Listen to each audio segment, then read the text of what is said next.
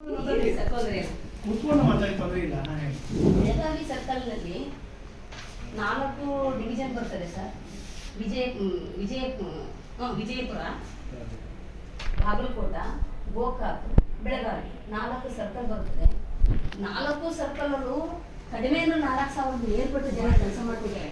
ಎಷ್ಟು 1784 ಪೂರ್ವದಿಂದಲೂ ಕೆಲಸ ಮಾಡ್ತಿದ್ದಾರೆ. ಆದರೆ 689ರಲ್ಲಿ ಸಕ್ರಮಾತಿ ಆಗಬೇಕಿತ್ತು. ಕೆಲವ್ರನ್ನ ಗೋಲ್ಮಾಲ್ ಮಾಡ್ಕೊಂಡು ಕೆಲವ್ರನ್ನಾಗಿ ಕೆಲವ್ರನ್ನ ಈ ಥರದಂತರನ್ನ ಬಿಟ್ಬಿಟ್ಟು ಈಗ 54-55 ವರ್ಷದಂಥ ವ್ಯಕ್ತಿಗಳು ಇವರೆಲ್ಲ. ನಂತರದಲ್ಲಿ PCP ಅಂತ ಮಾಡಿದ್ರು, ದಾಖಲಾತಿ ಇದೆ. PCP ಅಂತ ಮಾಡಿದ್ರು, PCPನಲ್ಲೂ ಕೂಡ ದಾಖಲೆ ಇಲ್ಲ, ಸಂಬಳ ಕೈಗೆ ಅಷ್ಟೇ. ಮತ್ತೆ ಈಗ ನಮ್ಗೆ ಹೊರಗುತ್ತಿಗೆ ಅಂತ ಬಂದಿರೋದು ನಿಜವಾಗ್ಲೂ ನಮ್ಗೆ ಬಯಸದೆ ಬಂದ ಭಾಗ್ಯ ಇದ್ದಂಗೆ. ನಿಮ್ಮ ಕಾರ್ಮಿಕ ಇಲಾಖೆಯಿಂದ ಭಾಳ ಅನುಕೂಲ ಆಗ್ತಿದೆ. ಈ ಹೊರಗುತ್ತಿಗೆ ಅಂತ ಅಂದಮೇಲೆ ಇವರಿಗೆ ಹೊರಗುತ್ತಿಗೆ ಲೆಕ್ಕಾಚಾರದಲ್ಲಿ ಕಡಿಮೆ ಒಂದು ESI ಆದರೂ ಕೊಡ್ಬೇಕಲ್ವ? ESI ಕೊಡಬೇಕು, PF ಕೊಡಬೇಕು, ಏನೂ ಇಲ್ಲ. ಗುತ್ತಿಗೆದಾರ ಅಂತ ಹೇಳ್ತಾರೆ, ಯಾವ ಗುತ್ತಿಗೆದಾರ ಅಂತ ಗೊತ್ತಿಲ್ಲ. ಗುತ್ತಿಗೆದಾರರ ಮುಖನೂ ಕೂಡ ಇವ್ರು ನೋಡಿಲ್ಲ. ಇವ್ರೇನಾದ್ರೂ ಹೋಗಿ ಕೇಳಿದ್ರೆ ಸರ್, ಇವ್ರನ್ನ ಕೆಲಸದಿಂದ ಅವತ್ತೇ ಆಚೆ ತೆಗೆದಾಕ್ತಾರೆ. ನೀವು ಅಲ್ಲಿಗೆಲ್ಲ ಹೋಗಿದ್ದೀರಾ, ಇಲ್ಲಿಗೆಲ್ಲ ಹೋಗಿದ್ದೀರಾ, ನಾವು ಕೈಯಿಂದ ಕೊಟ್ಕೊಂಡು ಕೆಲಸ ಮಾಡ್ತಾ ಇದ್ದೀವಿ, ಕೈಯಿಂದ ಮಾಡ್ತಾ ಇದ್ದೀವಿ, ನಾವು ಕೆಲಸನ ಕೈಯಿಂದ ಕೊಡ್ತಾ ಇದ್ದೀವಿ. ನೀವು ಅಲ್ಲಿಗೆಲ್ಲ ಹೋಗಿದ್ದೀರಾ, ಯಾವ ಆಫೀಸ್ಗಂಟ ಹೋಗಿದ್ದೀರಾ, ನೀವು ಯಾವ ಸಂಘದಲ್ಲಿ ಇದ್ದೀರಾ, ಯಾವುದೇ ಸಂಘಟನೆಯಲ್ಲಿ ಇದ್ದರೆ ನಿಮ್ಮನ್ನ ಕೆಲಸದಿಂದ ನಾವು ತೆಗೆದು ಬಿಡ್ತೀವಿ, ನೀವು ಕೊಡು. ನನ್ನ ಜೊತೆ ಇವ್ರು ಯಾರು ಬರ್ತಾರೆ ಸರ್, ನಾನು ಈ ಥರ ವಿಡಿಯೋ ಮಾಡಿ ಬಿಡ್ತೀನಿ, ಕಲಿ ನೋಡಲಿ. ಬಿಟ್ಟ ತಕ್ಷಣ ಏನು ಮಾಡ್ತಾರೆ, ಇವ್ರು ಕರೆದ್ಬಿಟ್ಟು ಅವತ್ತಿಂದಲೇ ಕೆಲಸದಿಂದ ತೆಗೆದಿರ್ತಾರೆ. ದಯವಿಟ್ಟು ನಿಮ್ಮಲ್ಲಿ ಕೈ ಮುಗಿದು ನಾನು ಕೇಳ್ಕೊತಿದ್ದೀನಿ ನೌಕರರ ಪರವಾಗಿ. ಅಟ್ಲೀಸ್ಟ್ ಇವರು ಸರ್ಕಾರಿನಲ್ಲಿ ಬರಬೇಕಾದಂಥ ಸೌಲಭ್ಯ ಅವ್ರು ಕೊಡದಿರೋ ಪರವಾಗಿಲ್ಲ, ಅವರೇ ಹಾಳು ಮಾಡ್ಕೊಂಡು ಹೋಗಲಿ. ಇವ್ರು ಒಂದು ESI ಕಾರ್ಡು, ಒಂದು PF ಕೊಟ್ಟು ಇವರು ಬ್ಯಾಂಕ್ ಅವ್ರಿಗೆ ಸಂಬಳ ಹಾಕಿದರೆ ಸಾಕು. ಅದಕ್ಕೆ ನೀವು ಏನು ನಿಮ್ಮಲ್ಲಿ ನೀವು ಕ್ರಮ ತಗೊಬೇಕು. ಅದಕ್ಕೆ ಖುದ್ದಾಗೆ ಬಂದಿದ್ದೀವಿ ಸರ್. ಪೋಸ್ಟ್ ಮಾಡ್ಬೋದಿತ್ತು, ನಾನು ಪೋಸ್ಟ್ ಮಾಡಿದ್ರಿಲ್ಲ. ನಿಮ್ಮನ್ನು ಕಾಣಬೇಕು, ನಿಮ್ಮನ್ನು ನೋಡಬೇಕು, ನಿಮ್ಮ ಹತ್ರ ಈ ಘಟನೆಗಳೆಲ್ಲ ಹೇಳಬೇಕು. ಹೇಳ್ಬಿಟ್ಟಾದರೂ ನೀವು ಇದರಲ್ಲಿ ಮಾಡ್ತೀರಾ ಸರ್. ಕಲಬುರಗಿನೂ ನವೆಂಬರ್ ತಿಂಗಳಲ್ಲಿ ಓದಿದ್ರು. ಇವತ್ತಿನವರೆಗೂ ಆ ಲೇಬರ್ ಆಫೀಸಲ್ಲಿ ಯಾವುದೇ ರೀತಿ ತೀರ್ಮಾನ ತಗೊಂಡಿಲ್ಲ. ಒಂದು ನಮ್ಮ ಅರಣ್ಯ ಇಲಾಖೆಯಲ್ಲಿ 13 ಸರ್ಕಲ್ ಇದೆ. 13 ಸರ್ಕಲಲ್ಲಿ ಆ ಬ್ಯಾಗಲ್ಲಿ ಹಿಂದ್ಗಡೆ ಕವರ್ ಇದೆ ಕೊಡಿ. ಇಲ್ಲಿ 13 ಅವರು ನಮ್ಮವರು. ಬನ್ನಿ ಇಲ್ಲಿ ಕೂತ್ಕೊ, ಬನ್ನಿ ಇಲ್ಲಿ ಬನ್ನಿ. ಯಾರಿಗೆ ಕೊಡ್ತಾರೆ? ACF ಕೊಡ್ತಾರೆ, DCF ಕೊಡ್ತಾರೆ, CCF ಕೊಡ್ತಾರೆ. ಈ ಹಂತದಲ್ಲಿ ಒಂದು ಸರ್ಕಲ್ಗೆ ಮುಖ್ಯ ಅಧಿಕಾರಿಯಾಗಿರೋದು CCF. ಕೊಳ್ಳೆ ಹೊಡೆದು ತೀವಿ ಬಿಸಾಕ್ತವ್ರೆ, ಬರೀ ಕೊಳ್ಳೆ ಹೊಡಿತಿಲ್ಲ. ಈ ಸಂಬಂಧ ಇಲ್ಲಿ RTI ನಲ್ಲಿ ಕೂಡಿ ನೀವು ಕೇಳಿದ್ರೆ ಅದಕ್ಕಿಂತ ಬಿಫೋರ್ ನಾನು ಯಾರು ಅಂತ ನಿಮಗೆ ಪರಿಚಯ ಮಾಡಿಸ್ತಿಲ್ಲ ನೋಡಿ ಸರ್. ಇಷ್ಟು ಮಾತ್ರ ಮಾಡಬೇಕು, ಅವರು ಚರ್ಚೆ ಮಾಡೋದನ್ನ ಮಾಡಬೇಡ.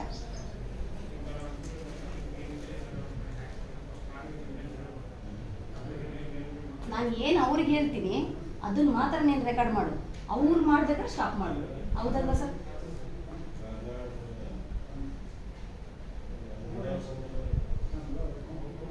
ಮಾರ್ಚ್ ತಿಂಗಳಿಗೆ ನಾವು ರಿನ್ಯೂವಲ್ ಮಾಡಿಸ್ಬೇಕು ಅಂದರೆ ನಾವು ಕೆಲಸ ಮಾಡ್ತಾ ಇರಬೇಕು. ಕೆಲಸ ಮಾಡಿದ್ರೆ ಸುಮ್ಮನೆ ಕೂತ್ಕೊಂಡು ರಿನ್ಯೂವಲ್ ಮಾಡ್ತಾರೆ ಅನ್ನೋದು ಜಡ್ಜ್ಮೆಂಟ್ ಆಫೀಸರ್ಗೆ, ನೋಂದಣಾಧಿಕಾರಿಯವರಲ್ಲಿ ಅಷ್ಟು ಸ್ಟ್ರಿಕ್ಟ್ ಇದೆ. ಅದಕ್ಕೋಸ್ಕರ ನಾನು ಮತ್ತೆ ಇನ್ಯಾವುದಕ್ಕೂ ಇಲ್ಲ ಸರ್. ನಾವು ಕೆಲಸ ಮಾಡಿದ್ದೀವಿ ಅಂತ ಅವ್ರಿಗೆ ಏನು ಸರ್ಟಿಫಿಕೇಟ್, ನೀವೇನು ಸರ್ಟಿಫಿಕೇಟ್ ಕೊಡ್ತೀರಾ ಸರ್ ನನಗೆ? ಇದು ವಿಡಿಯೋ ಇದೆಲ್ಲ ಇದೆ, ನೀವು ಮನುಷ್ಯರು ಇದ್ದೀರಾ, ನಾವು ಅಧಿಕಾರಿ ಇದ್ದೀರಾ, ನಾವು ಬಂದಿದ್ದೀವಿ, ಅದು ನಾವು ಕೆಲಸ ಮಾಡೋದಕ್ಕೆ ಮಾಡ್ತಾ ಇದ್ದೀವಿ, ಎಲ್ಲ ಕಡೆಗೂ ಹೋಗ್ತಾ ಇದ್ದೀವಿ, ನಮ್ಮ ನೌಕರರ ಸಲುವಾಗಿ ನಾವು ಹೋರಾಟ ಮಾಡ್ತಿದ್ದೀವಿ ಅನ್ನೋದು ಒಂದು ಪ್ರೂಫ್ ಸರ್. ಅದು ಬಿಟ್ಟರೆ ಇನ್ನು ಅದು ಹೊರತಾಗಿ ಏನೂ ಇಲ್ಲ. ಮತ್ತು ಕಲಬುರಗಿನಲ್ಲಿ ಹೋಗಿದ್ವಿ ಸರ್. ಕಲಬುರಗಿನಲ್ಲಿ ಈ ನಮೂನೆಯಲ್ಲಿ ನೀವು ತೊಗೊಂಬನ್ನಿ, ನಾವು ಇದ್ದಿದ್ರಲ್ಲಿ ಮಾಡ್ಕೊಡ್ತೀನಿ ಅಂತ ನವೆಂಬರ್ ತಿಂಗಳಲ್ಲಿ ಮಾತು ಕೊಟ್ಟಂತ ಅಲ್ಲಿ ಸಾಹೇಬರು ಇವತ್ತಿನವರೆಗೂ ಇಷ್ಟು ಕೆಲಸ ಮಾಡಿಲ್ಲ ಸರ್. ಅವರು ಮುಂದಿನ ತಿಂಗಳು ನಾನು ಅಲ್ಲಿ ಹೋಗ್ತೀನಿ. ನಾನು ಅರಣ್ಯ ಇಲಾಖೆ ಮುಂದೆ ದಣಿ ಕೂರಿಸೋದಿಲ್ಲ, ಕಾರ್ಮಿಕ ಇಲಾಖೆ ಮುಂದೆ ಕೂರಿಸ್ತೀನಿ. 1,000ಗಿಂತ ಮೇಲ್ಪಟ್ಟು ಜನ ಇದ್ದಾರೆ ಕಲಬುರಗಿನಲ್ಲಿ ನೋಂದಣಿಯಾಗಿರೋರು. ಕಾರ್ಮಿಕ ಇಲಾಖೆ ಮುಂದೆ ಕೂರಿಸ್ತೀನಿ. ಅರಣ್ಯ ಇಲಾಖೆನೇನು ಭ್ರಷ್ಟರು, ಕಳ್ಳರು, ಖದೀಮರು ನಿಂತಿರೋ ಎಲ್ಲಿ ಬೇಕಾದ್ರೂ ನಾನು ಓಪನ್ ಆಗಿ ಹೇಳ್ತೀನಿ ಸರ್. ಒಂದು ಅಧಿಕಾರಿ ಮುಂದೆ ಹೋಗಿ ಕೊಳ್ಪಟ್ಟಿ ಹಿಡಿತೀನಿ. ಮೊನ್ನೆ ಮೈಸೂರಲ್ಲಿ ಆಗಿದೆ ಸರ್. ಮೈಸೂರಲ್ಲಿ ಅದು ವಿಡಿಯೋ ನೋಡಿದ್ರೆ ನೀವೇನಂತೀರಾ? ಅಧಿಕಾರಿ ಹಿಡ್ಕೊಂಡ್ರೆ ಓಡಾಡ್ತಿದ್ದಾರೆ. 3 ಜನ ಬಂದಿದ್ದಾರೆ ಸರ್. 20 ವರ್ಷಕ್ಕೂ ಮೇಲ್ಪಟ್ಟು 2 ಕೆಲಸ ಮಾಡಿದ್ದಾರೆ. 84ರಿಂದ ಒಬ್ಬರು ಕೆಲಸ ಮಾಡಿದ್ದಾರೆ. ಕಣ್ಣೀರು ಹಾಕ್ತಾರೆ. ನಮ್ಗೆ ಏನು ಬೇಡ್ರಪ್ಪ, ಅವ್ರ ಅಪ್ಪನ ಸ್ಟ್ರೋಕ್ ಆಗಿದೆ ಸರ್ ಮೊನ್ನೆ. ಈ ನನಗೆ ಕಣ್ಣೀರು ಬರ್ತದೆ. ESI ಆಫೀಸಲ್ಲಿ ನಾನು ಹೋಗಿದ್ದೀನಿ, ಒಂದು ESI ಕಾರ್ಡ್ ತಂದು ಕೊಟ್ಬಿಡಿ ಇವ್ರು ಹೊರಗುತ್ತಿಗೆ ನೌಕರು ಅನ್ನೋದಾದ್ರೆ. ಅಂದರೆ ESI ಕಾರ್ಡ್ ಕೇಳಕ್ಕೆ ಹೋಗಿದ್ದೀನಿ ಸರ್. ಅದು ವಿಡಿಯೋ ತೋರಿಸ್ತೀನಿ, ಕಾರ್ಡ್ ಕೊಡ್ತಾ ಇಲ್ಲ. ಈಗ ಕೆಲಸದಿಂದ ತೆಗೆದವ್ರೆ, ತೆಗೀಲಿ ಅಂತೆ. ನಾನು ಇವತ್ತು ಬಾಗಲಕೋಟೆಗೆ ರಿಸರ್ವೇಷನ್ ಮಾಡಿಸಿ ಎಷ್ಟು 15 ದಿವಸದ ಮೇಲ್ಪಟ್ಟಾಯ್ತು ಸೀಟ್ ಸಿಗಲ್ಲ ಅಂತ. ಇವತ್ತು ರಿಸರ್ವೇಷನ್ ಇಲ್ಲ ಅಂದ್ರೆ ನಾನು ಇವತ್ತಿಗೆ ಬರ್ತಿರ್ಲಿಲ್ಲ, ಮೈಸೂರಿಗೆ ಹೋಗ್ತಿದ್ದೆ. ಈ ಅಧಿಕಾರಿಗಳನ್ನ ಭ್ರಷ್ಟ ಅಧಿಕಾರನ ಖಂಡಿಸೋದು ಸರ್ ತಮ್ಮ ಇಲಾಖೆಗೆ ಸಂಬಂಧಪಟ್ಟಿದೆ ಸರ್.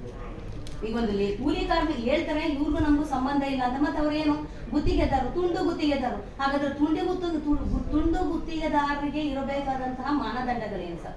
ದಯಮಾಡಿ ಅದನ್ನು ನನಗೆ ಕೊಡಬೇಕು. ತುಂಡು ಗುತ್ತಿಗೆದಾರರು ಅಂತ ಹೇಳ್ತಾರೆ, ಆಮೇಲೆ ಕೂಲಿ ಕಾರ್ಮಿಕರು ಅಂತ ಹೇಳ್ತಾರೆ, ಹೊರಗುತ್ತಿಗೆ ನೌಕರರುಗಳಂತ ಹೇಳ್ತಾರೆ. ಸರ್ ಸ್ಪಷ್ಟವಾಗಿ ನಿಮಗೆ ವಿಡಿಯೋ ಹಾಕ್ತೀನಿ. ಹೊರಗುತ್ತಿಗೆ ನೌಕರರಲ್ಲಿ 2 ವಿಧ ಇದೆ ಅಂತೆ.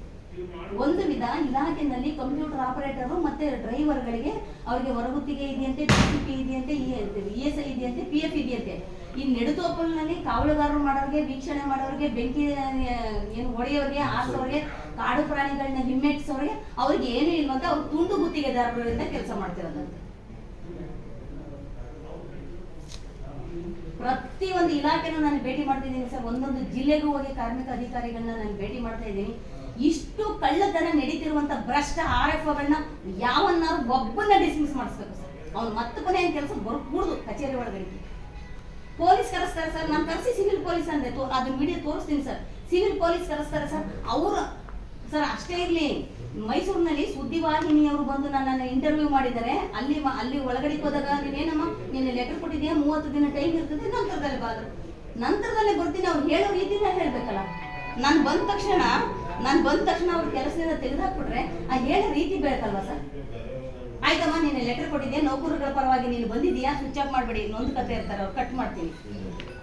ಬಂದಿದ್ದೀನಿ, ಆಯ್ತು ನೀವು ಕೊಟ್ಟಿದ್ದೀರಾ, ನೀವು ಕೇಳಿರೋ ಮಾಹಿತಿ ಇದೆ ಅಥವಾ ಇಲ್ಲ ಅಂತ ಕೊಡಿ. ಇವರು ಯಾರ್ದು ದಾಖಲೆ ಇಲ್ಲ, ಇವರಿಲ್ಲ ಅಂದ್ರೆ ಮತ್ತೆ ಇವರೆಲ್ಲ ಯಾರು?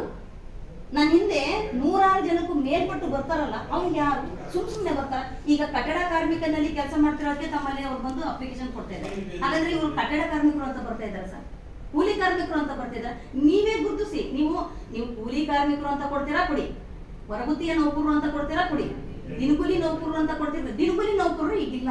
ಉಮಾದೇವಿ ಪ್ರಕರಣ 2006 25/6/2013 ಮತ್ತೆ 2006 ಉಮಾದೇವಿ ಪ್ರಕರಣ ಸುಪ್ರೀಂ ಕೋರ್ಟ್ ಆದೇಶದಂತೆ ಜಡ್ಜ್ಮೆಂಟ್ ಮುಗಿದೋಗೈತೆ, ದಿನಗೂಲಿ ತಗೋಬಾರ್ದು ಅಂತ. ಯಾವ ಅಧಿಕಾರಿ ದಿನಗೂಲಿಯಾಗಿ ಕೊಡ್ತಾನೆ ಅವನ್ನೇ ತಲೆದಂಡ ಮಾಡ್ಬೇಕು ಅನ್ನೋ ಒಂದು ಆದೇಶ ಇದೆ. ಹೋಗ್ಲಿ. ಈಗ ಹೊರಗುತ್ತಿಗೆ ಬಂದಿದೆಯಲ್ಲ, ಅರಣ್ಯ ಇಲಾಖೆಯಲ್ಲಿ ಬಂದಿರೋದು ಸರ್ ಹೊರಗುತ್ತಿಗೆ 7/7/2017 22/7/2017 ಡಾಕ್ಟರ್ KN ಮೂರ್ತಿ ಸಾಹೇಬರು ಏನೋ ಇಂಥವ್ರಿಗೆಲ್ಲ ಅನುಕೂಲ ಆಗಲಿ ಅಂತ ಹೇಳ್ಬಿಟ್ಟು ಅದನ್ನ ಚಾಲ್ತಿಗೆ ಜಾರಿಗೆ ತಂದಿರೋದು.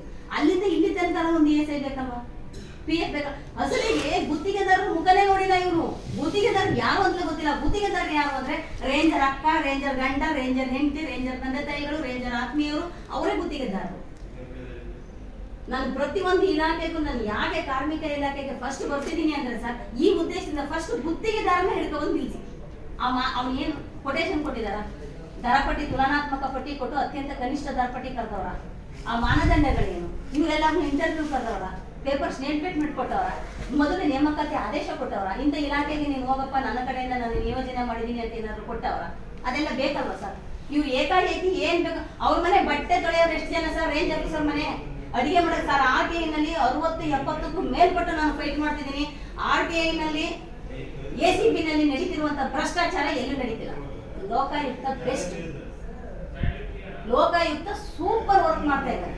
ಲೋಕಾಯುಕ್ತ ಕಚೇರಿನಲ್ಲಿ ನಾನು ಕೊಟ್ಟಂತ ಪ್ರಕರಣಗಳು ಇವತ್ತಿಗೂ ಚಾಲ್ತಿನಲ್ಲಿದೆ. ಭ್ರಷ್ಟಾಚಾರ ನಡೀತಾ ಇರೋದು RTIನಲ್ಲಿ ಸರ್. ಅದನ್ನ ಒಬ್ರು ಸಿವಿಲ್ ಲಾಯರ್ ಹಿಡಿದ್ಬಿಟ್ಟು ನಾನು ಅಷ್ಟನ್ನು ಕ್ರೋಢೀಕರಿಸ್ಬಿಟ್ಟು ಕೋರ್ಟ್ಗೆ ಹಾಕ್ತೀನಿ. ಅದು 50 ವರ್ಷಕ್ಕೆ ತೀರ್ಮಾನ ಆಗ್ಲಿ ಸರ್. ನಾನು ಉಸಿರು ಇವರೆಲ್ಲರ ಆಶೀರ್ವಾದ ಇದ್ರೆ ಇರ್ಲಿ, ಆಮೇಲೆ ತೀರ್ಮಾನ ಆಗ್ಲಿ. ನಾನು ಎಷ್ಟು ಪ್ರತಿಯೊಂದನ್ನು ನಾನು ಬರ್ತಿದ್ದೀನಿ. ಇಂಥ ಪ್ರಕರಣ, ಇಂಥ ಜಡ್ಜು, ಇಂಥ ನ್ಯಾಯಾಲಯ ಸಂಖ್ಯೆ, ಇಂಥ ಪೀಠ ಸಂಖ್ಯೆ, ಅದನ್ನೆಲ್ಲ ಬರೆದು ಅಷ್ಟನ್ನು ಕೊಟ್ಟಿದ್ದೀನಿ. ಈ ಬೆಳಗಾವಿ ವೃತ್ತದಲ್ಲೂ ಕೂಡ ನಾನು ಏನ್ ಕೇಳಿದ್ದೀನಿ ನೋಡಿ ಸರ್, ಇದರಲ್ಲಿ ಕೇಳಬಾರ್ದ ಏನ್ ಕೇಳಿದ್ದೀನಿ ತಾವು ಗಮನಿಸಿ ಸರ್. ಇದನ್ನ ಇಷ್ಟು ಸರ್ಕಲ್, ಇಷ್ಟು ಜಿಲ್ಲೆಗಳಿಗೆಲ್ಲ ಹಾಗೆ ಇದೆ ಹೋಗುತ್ತೆ. 1 ಲಕ್ಷಕ್ಕೂ ಮೇಲ್ಪಟ್ಟು ದುಡ್ಡು ಹೋಗ್ಲಿ ಸರ್, ದುಡ್ಡು ಹೋಗ್ಲಿ. ಮಹಿಳಾ ನಿಯಮದ ಪ್ರಕಾರ ಒಂದು ತಲೆಗೆ ಒಬ್ಬ ಎಂಪ್ಲಾಯಿಗೆ 500 ರೂಪಾಯಿ ನಾನು ಕಲೆಕ್ಟ್ ಮಾಡಿ ಅವರಿಗೆ ಏನು ರೆಸಿಪ್ಟು ವಿತ್ ID ಕಾರ್ಡು. ಮತ್ತೆ ಇಲಾಖೆ ನೌಕರರು ಅಂತ ಗುರುತಿಸಕ್ಕೆ ID ಕಾರ್ಡ್ ಇಲ್ಲ ಸರ್. ನಾನು ಇಲಾಖೆ ನಮ್ಮ ಸಂಘಟನೆಯಿಂದ ID ಕಾರ್ಡ್ ಕೊಟ್ಟಿದ್ದೀನಿ, ಕೊಡಿಯೋಣ ID ಕಾರ್ಡ್ನ. ನಮ್ಮ ಸಂಘಟನೆಯಿಂದ ID ಕಾರ್ಡ್ ಕೊಟ್ಟಿದ್ದೀನಿ, ನೀವು ಗಮನಿಸಿ. ಇಲಾಖೆಯಿಂದ ಇವ್ರು ಇಲಾಖೆ ನೌಕರು, ನೀವು ಯಾಕೆ ಕಟ್ಟಡ ಕಾರ್ಮಿಕರನ್ನ ಇಷ್ಟೋ ತನಕ ಮಾಡಿದ್ರು ನನಗೆ ಬಹಳ ಖುಷಿ ಆಯ್ತು. ಅವ್ನು ಅಲ್ವಾ ಇಲ್ವಾ ಸುಮ್ಮನೆ ಫ್ರೀಯಾಗಿ ತಗೊಳಕ್ ಬಂದಿದ್ದೀನಾ? ಫೋಟೋ ಹೇಳ್ರಣ, ನೀವು ಫೋಟೋ ಹಾಕೊಂಡಿಲ್ಲ ನೋಡಿ ಸರ್. ಇಲಾಖಾ ವತಿ, ನಮ್ಮ ಸಂಘಟನಾ ವತಿಯಿಂದ ಇದಕ್ಕೂ ಹೇಳ್ತಾರೆ ಯಾರು ಗಾರ್ಡ್ಗಳು, ಅವಳನ್ನ ಅರೆಸ್ಟ್ ಮಾಡಿಸಿ ಅಂತ. ಯಾಕೆ ಅರೆಸ್ಟ್ ಮಾಡಿಸ್ಬೇಕು ಸರ್? ನನಗೆ ಸಹಿ ಹಾಕಿ ಕೊಟ್ಟಿರೋರು ಇವ್ರು ಸರ್ಕಾರಿ ಅಧಿಕಾರಿ ಅಲ್ವಾ? ಇವ್ರು ಸರ್ಕಾರಿ ಅಧಿಕಾರಿ ಅಲ್ವಾ? ಈ ನೋಂದಣಾಧಿಕಾರಿ ಕಚೇರಿ ಇರೋದು ಏನಕ್ಕೆ? ಕಮಿಷನ್ ಇರೋದು ಏನಕ್ಕೆ? ಅಲ್ಲಿ ಜಡ್ಜ್ಗಳಿರೋದು ಏನಕ್ಕೆ? ಅರೆಸ್ಟ್ ಮಾಡಲಿ, ಅದು ಯಾರು ಮಾಡ್ತಾರೆ ನಾನು ನೋಡೇ ಬಿಡ್ತೀನಿ. ನನ್ನ ನೌಕರರು ನನ್ನ ಸಂಘಟನೆಯಲ್ಲಿ ನೋಂದಣಿ ಆಗಿರೋರು ಅಂತ ನಾನು ಕೊಟ್ಟಿದ್ದೀನಿ. ತಾಕತ್ತಿದ್ರೆ ಅರಣ್ಯ ಇಲಾಖೆ ನೌಕರರು ಕೊಡ್ಲಿ. ಇವರು ರಾಜ್ಯ ಸರ್ಕಾರಿ ನೌಕರರು ನೋಡಿ ಸರ್, ಒಂದೇ ದಿವಸದಲ್ಲಿ ಅವ್ರದ್ದು ಪ್ರಾಬ್ಲಮ್ ಸಾವಿರ ಇರ್ತದೆ, ಸ್ಟ್ರೈಕ್ ಹೋಗಿ ಕೂರ್ತಾರೆ. ಅವ್ರು ಕೂರ್ಬೋದು, ಅವರಿಗೆ ಸಂಘ ಸಂಘಟನೆಗಳಿರ್ಬೋದು. ಆದ್ರೆ ಈ ಕೂಲಿ ಕಾರ್ಮಿಕರಿಗೆ, ದಿನಗೂಲಿ ನೌಕರರುಗಳಿಗೆ, PCP ನೌಕರರುಗಳಿಗೆ, ಪ್ರಸ್ತುತ ಹೊರಗುತ್ತಿಗೆ ನೌಕರರುಗಳಿಗೆ ಯಾವ ಸಂಘಟನೆ ಇರಬಾರ್ದಂತೆ ಸರ್. ಬ್ರಿಟಿಷರು ಹೋಗಿಲ್ಲ ಸರ್, ಬ್ರಿಟಿಷರು ಹೋಗಿಲ್ಲ. 99 ಭಾಗ ಬ್ರಿಟಿಷ್ನವರು ಅಧಿಕಾರಿಗಳ ರೂಪದಲ್ಲಿ ಕೂತಿದ್ದಾರೆ. 1 ಭಾಗ ದೇವರಂಗೆ ನಮ್ಮ ಆಡಳಿತ ವರ್ಗದಲ್ಲಿ ಸ್ಪಂದಿಸ್ತಾ ಇದ್ದಾರೆ ಅಧಿಕಾರಿಗಳು. 99% ಅಧಿಕಾರಿಗಳು ಬ್ರಿಟಿಷ್ ರೂಪದಲ್ಲಿ ಕೂತವ್ರೆ. ಇವತ್ತು ನಮ್ಗೆ ಸ್ವತಂತ್ರ ಬಂದಿಲ್ಲ ಸರ್. ಇಲ್ಲಿ ಸ್ವತಂತ್ರ ಬಂದಿರೋದು ಯಾರಿಗೆ ಅಂದ್ರೆ ಅಧಿಕಾರಿಗಳಿಗೆ. ಆದ್ರೆ ಬೂಟ್ ಕಾಲಲ್ಲಿ ಒದಿತೇ ಇಲ್ಲ ಅಷ್ಟೇ, ಪೆನ್ನಲ್ಲಿ ಹೊಡಿತಾ ಇದ್ದಾರೆ. ಅವ್ರ ಅನ್ನದ ತಲೆ ಮೇಲೆ ಕಲ್ಲು ಹಾಕ್ತಾ ಇದ್ದಾರೆ. ಇವ್ರು ಇದನ್ನೆಲ್ಲ ನಾನು ತಗೊಂಡು ನಾನು ಕೆಲಸ ಮಾಡ್ಬೇಕು. ಈಗ ಮಾರ್ಚ್ಗೆ ಜನರಲ್ ಬಾಡಿ ಮೀಟಿಂಗ್ ಕರಿಬೇಕು. ಮಾರ್ಚ್ ಮುಗಿತಿದ್ದಂಗೆ ಏಪ್ರಿಲ್ 1ಗೆ ನಮ್ದು ಏನೇನು ಕೆಲಸ ಕಾರ್ಯಗಳೆಲ್ಲ ಮಾಡಿದೀವಿ, ಎಷ್ಟು ಜನ ನೋಂದಣಿ ಮಾಡಿಸಿದೀನಿ, ಸರ್ಕಾರಕ್ಕೆ ನೋಂದಣಿ ಕಚೇರಿಗೆ ಫೀಸ್ ಕಟ್ಟಬೇಕು, ರಿನ್ಯೂವಲ್ ಮಾಡಿಸ್ಕೊಬೇಕು. ಇಲ್ಲದ್ರೆ ನಮ್ಗೆ ಹೋರಾಟ ಮಾಡೋಕ್ಕಿಲ್ಲ. ಇವ್ರೆಲ್ಲರೂ ಹೆಂಗ್ ತಡೆ ಹಾಕಿದ್ರೆ ಈಗ ಕಾರ್ಮಿಕ ಆಫೀಸಲ್ಲಿ ಇಷ್ಟೊಂದು ಜನ ಕೊಡ್ತಿದ್ದಾರೆ, ಇಷ್ಟೊಂದು ಜನ ಮಾಡ್ತಿದ್ದಾರೆ ಅಂತಂದ್ರೆ ಏನು ಸರ್? ಇಲ್ಲಿ ನೋಡಿ, ಬೆಂಕಿ ಪಥ ಓಡಿಸೋದಕ್ಕೆ ಅಂತ ಹೇಳ್ಬಿಟ್ಟು ಈ ತರ KC 63 ನಲ್ಲಿ ಸಂಬಳ ಕೊಡಬೇಕು ಸರ್. ಬೆಂಕಿ ಅಂದ್ರೆ ಫೈರ್ ಸೀಸನ್ ಅಲ್ಲಿ ಜನವರಿ ಫೆಬ್ರವರಿ ಮಾರ್ಚಿನಲ್ಲಿ ಅದಕ್ಕಾಗಿ ಬೆಂಕಿ ಆರಿಸೋದಕ್ಕೆ ಅಂತ ವಾಚರ್ಗಳು ತಗೋಬೇಕು. ಇವ್ರು ಏನ್ ಮಾಡ್ತಾರೆ ಸರ್, ಇಲ್ಲಿ ಯಾರು ಇರ್ತಾರೆ ಅವ್ರಿಗೇನೆ ಬೆಂಕಿ ಆರಿಸ್ತಾರೆ. ಆ ದುಡ್ಡನ್ನ ಜೋಬಳಿ ಕರ್ಕೊಂಡು ತಗೊಂಡು ಹೋಗ್ತಾರೆ. ಅದು ಮೇಲಧಿಕಾರಿಗಳಿಗೂ ಗೊತ್ತು. ಆ ಅಧಿಕಾರಿಗಳಿಗೆ ಪರ್ಸೆಂಟೇಜ್ ರೂಪದಲ್ಲಿ ಕೊಟ್ಟು ಅವ್ರು ಸುಮ್ಮನಿರ್ತಾರೆ. ಹಾಗಾದ್ರೆ ನಾವು ವಲಯ ಕಚೇರಿಗೆ ಹೋಗಿ ವಲಯ ಕಚೇರಿ ಮೇಲೆ ಕಂಪ್ಲೇಂಟ್ ಮಾಡಿದ್ರೆ ಮೇಲಾಧಿಕಾರಿಗಳು ತಗೊಬೇಕಲ್ಲ. ಅವ್ರಿಗೆ ಪರ್ಸೆಂಟೇಜ್ ಇಲ್ದರೆ ಆ ದುಡ್ಡು ಎಲ್ಲಿ ಹೋಗುತ್ತೆ? ಬೆಂಕಿ ಪಥ ನಿರ್ಮಾಣ ಮಾಡೋದಕ್ಕೆ ಅಂತ ಇರ್ತಾರೆ. FSC 63 ನಲ್ಲಿ 3 ತಿಂಗಳಿಗೆ ಮಾತ್ರ ಕರ್ಕೊಂಡು ಮತ್ತೆ ಅವ್ರಿಗೆ ಆಚೆ ಕೊಡ್ಸೋದು. ಇವ್ರು 10-15 ವರ್ಷ ಕೆಲಸ ಮಾಡಿಸೋದು, ಮತ್ತೆ ಅವ್ರಿಗೆ ಆಚೆ ಕೊಡ್ಸೋದು. ಈಗ ಗೌಡಪ್ಪ ಅಂತ ಇವ್ರು ಎಷ್ಟು ವರ್ಷದಿಂದ ಕೆಲಸ ಮಾಡ್ತಿದ್ದಾರೆ ಕೇಳಿ ಸರ್? 23-24 ವರ್ಷ ಸರ್. ಇವ್ರಿಗೆ ಎಷ್ಟು ಸಂಬಳ ಕೊಡ್ತಿದ್ದಾರೆ ಕೇಳಿ? ನಮಗೆ ಕೊಡೋದ್ರೆ 9,000 ಇಷ್ಟ ಪಡ್ತಾರೆ. ಮೊದಲು 6,000 ಕೊಡ್ತಿದ್ರು ಸರ್. ಈಗ ಅದು ಕೇಳಿಗೆ ಅವ್ರು 1,000 ಬಂದಿಂದ 3 ತಿಂಗಳು 9,000 ಕೊಡ್ತಾರೆ. ಆಮೇಲೆ 3 ತಿಂಗಳು ನಾನು ತೆಗೆದು ಮತ್ತೆ ಎಷ್ಟು ಹೋರಾಟ ಮಾಡಿದೀನಿ ಕೇಳಿ ಸೇರ್ಸೋದಕ್ಕೆ. ಆಮೇಲೆ ಮೇಡಮ್ ಹೇಳಿ ತಗೊಂಡ್ರು. ಮತ್ತೆ ಅದೇ 9,000 ನಾವು ಹೋಗುದು 62 ಕಿಲೋಮೀಟರ್ ಹೋಗಿ ಬರ್ಬೇಕು. 62 ಕಿಲೋಮೀಟರ್ 150 ರೂಪಾಯಿ ಹೆಣ್ಣು ಹೋಗುತ್ತೆ. ನನಗೆ ಉಳಿದ 50 ರೂಪಾಯಿ ಖರ್ಚಿ 100 ರೂಪಾಯಿ ಹೋಗುತ್ತೆ. ಗಂಡ್ರ ಮಕ್ಕಳು ನಾವು ಸರಿಬೇಕು. ಏನ್ ಮಾಡ್ಬೇಕು ಸರ್? ಇದು ನಾನು ಎಲ್ಲಿ ಹೋಗಿ ಹೋರಾಟ ಮಾಡಬೇಕು? ನಾನು ಯಾರ ಹತ್ರ ಹೋಗ್ಬೇಕು? ಇವ್ರು ಯಾರು ನನ್ನ ಭಾಗದವರಲ್ಲ. 23-24 ವರ್ಷ ಆಗಿರೋದು. ದಾಖಲೆ ಕೊಡಿ ಅಂತ ಈಗ ಅಲ್ಲಿಗೆ ಹೋಗ್ತಿದ್ದೀನಿ. ನಾವು ಲೊಕೇಶನ್ ಹಾಕಿ ಪ್ಲಾಟ್ಸನ್ ಕಾದಿದ್ದು ಸತ್ಯ ಕೊಟ್ಟಿವಿ. ಸರಿ ನಂಬರ್ ಹಾಕಿ ಯಾವ ಆಫೀಸರ್ ಬೇಕಾದ್ರೆ ಇದಾವೆ. ಈ ಸಂಬಂಧ ಸರ್ 21ನೇ ಇಸ್ವಿನಲ್ಲಿ ನಾನು ಇಲ್ಲಿ ಬೆಳಗಾವಿನಲ್ಲಿ ಬಂದು ಸ್ಟ್ರೈಕ್ ಮಾಡಿದ್ದೀನಿ.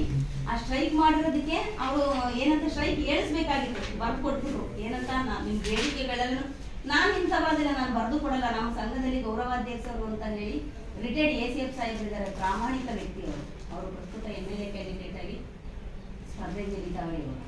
ಅವರು ಕಾಂಗ್ರೆಸ್ ಮುಖಂಡರು ಕೂಡ ಹೌದು. ಫಸ್ಟ್ ರಿಟೈರ್ಡ್ ಆದ ನಂತರ ಅವರು ಈ ಸಂಘಟನೆಗೆ ಗೌರವಾಧ್ಯಕ್ಷರು.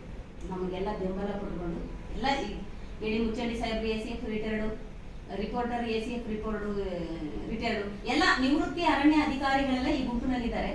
ಆದರೆ ಅವ್ರನ್ನ ಲೆಟರದಲ್ಲಿ ತೋರಿಸಿಲ್ಲ.